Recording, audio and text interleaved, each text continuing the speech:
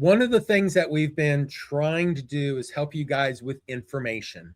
What are things that that if we look at the data, what is the data telling us? So in the active listings, in the active transactions and stuff, we had added the ability to kind of expand this and be able to do some number crunching, see some charts, stuff like that, letting you know what your average days on market is and all that kind of stuff. I know last week we talked about very briefly. I have changed it so that for the active listings, this date, number of days that it's been active, originally was set up for just listing day, the listing date. So from whatever the listing date field that it had in there to today, whatever the current date is, that was the number of days in there. Some of you said, well, I don't actually count my number of days from the listing date, but maybe from the day that it's put into MLS submission date or go live date. So now you have the ability to select which of those dates that you put in there. I think we actually talked about that. I wasn't real sure, but I wanted to make sure that you knew that. So in the days on market, you can actually select which date field you want to count from until the current date for those numbers of days. Same type of thing for your transactions as well. Originally, I based it off of the contract date, but not everybody wanted to use it from the contract date to the closing date to figure out at what point how many the contract to close date. Well, now you can pick the which date. So maybe it was the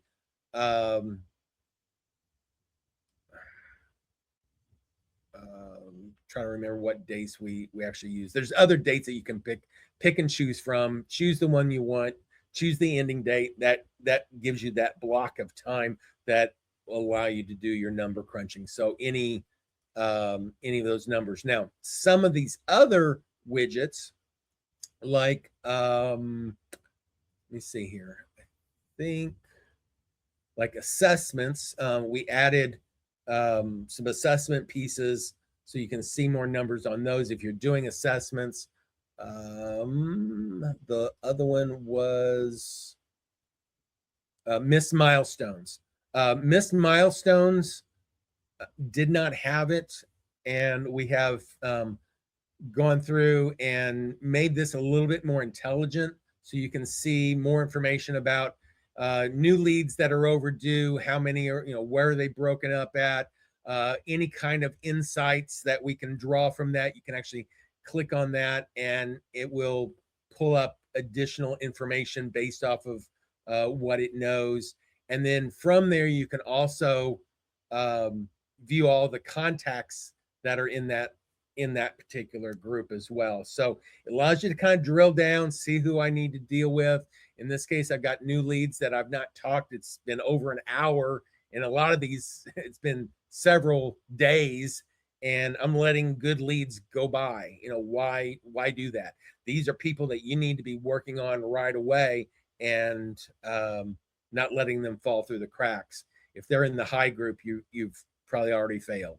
So definitely get to these people as quickly as you possibly can. The way that is calculated or done is whenever you go into those contact records, this milestone field here, if they're not actually new, maybe you've done a call attempted or you've set an appointment, you've met them, or maybe right now you've already got an agreement signed and you guys are looking at properties and stuff. Make sure that you set those so that it moves them out of this list and into their appropriate list. And if they've been in those older lists for very long, then it will warn you here basically so you don't let them fall through the cracks.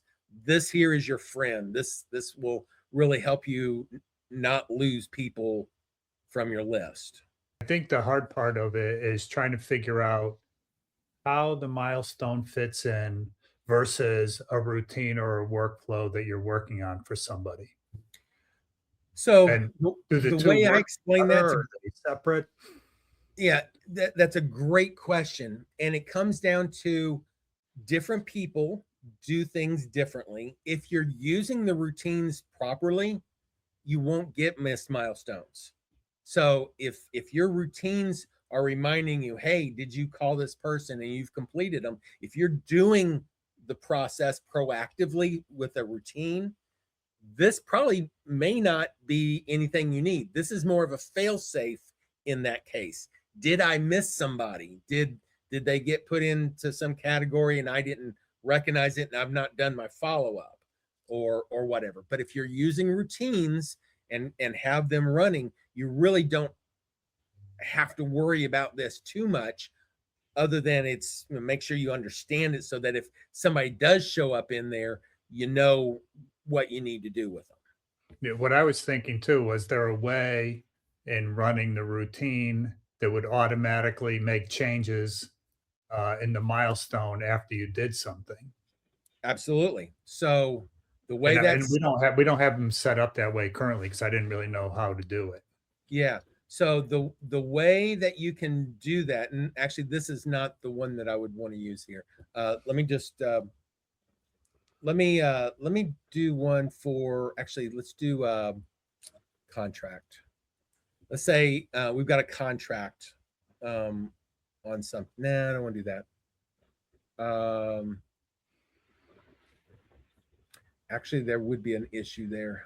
If there's a date field that starts your routine of some sort, and this is really more as far as the milestone piece, it's really more for leads anyway. So, as your leads come in, you're going through a pipeline. And that's really what happens as a new lead comes in. But let's say for you get a new lead and you want it to start doing some stuff for you. In the actions area, you've got lots of different actions that can be done. One of the action is to update field. So what this can do then is whenever you go to complete this activity, you can say, well, there are some fields that I want to make sure that get filled in a certain way based off of a new lead coming in. One of those fields could be the milestone field. So I choose milestone. And then what milestone do I want it to be? Well, I want to make sure that whenever a new lead comes in, so I got a new lead date, I want to make sure that the milestone is set to new. Okay. So I can save that and I can do other updates as well. I could tag it, I could do whatever. We actually have most of our lead retrieval setup areas. We actually let you pre-assign those anyway, so you don't have to do it, but that gives you a way that you can do it. Maybe I make a phone call and I complete the call and I want it to run some routine after I do that. You could do the exact same thing where you run the routine and it updates that field from new to call completed. So I can say call completed, in which case that contact that you just called would get their milestone set to call completed. And that might also trigger some other routine based off of the call completed date getting filled in, it going and do something. So you can actually use actions to automate the process. You can actually set this to automatic. And as soon as you complete the activity, then it just goes and does it. Otherwise, you can do it manually to choose. Because after you complete that call, maybe you don't know what you want to do. Maybe you want to assign to something else at times. So you can choose on your actions. You can create multiple different actions. One is set milestone to completed, called completed, where I might make another one of these as set milestone to call attempted. Whatever you can choose however you want to set those up. but the automation then can kick in.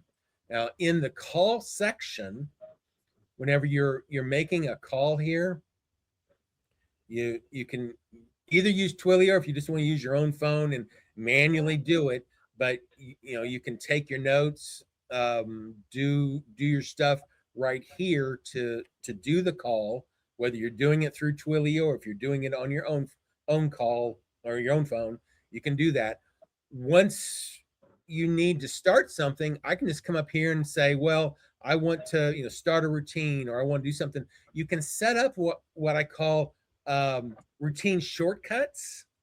So up here at the top, you can set up different types of routine shortcuts based off of the call list type. So maybe for birthdays, I might have a birthday routine that I've got, 2 or 3 different birthday routines that I might use. Well, if I'm doing one, so here's one for birthday. Okay. I've got it. The call type is birthday. Whenever I come down here to my actions, I can click on that, and there's my quick actions for birthday calls. So I know right away, if this is a birthday call, I typically will do one of these types of things while I'm on the call or right after the call or whatever. I can use these as quick actions to go and perform the process and step through it. So you set those up in the routine shortcut. So I can go to my birthdays list and I can choose which ones I want. I can choose what order I want them in and set them up. So whenever I do things like this, I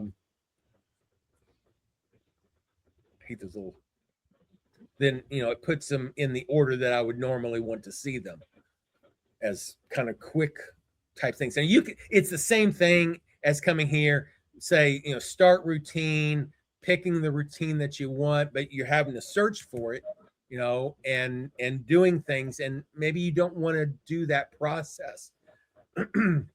You want to just do it real quick through the shortcut.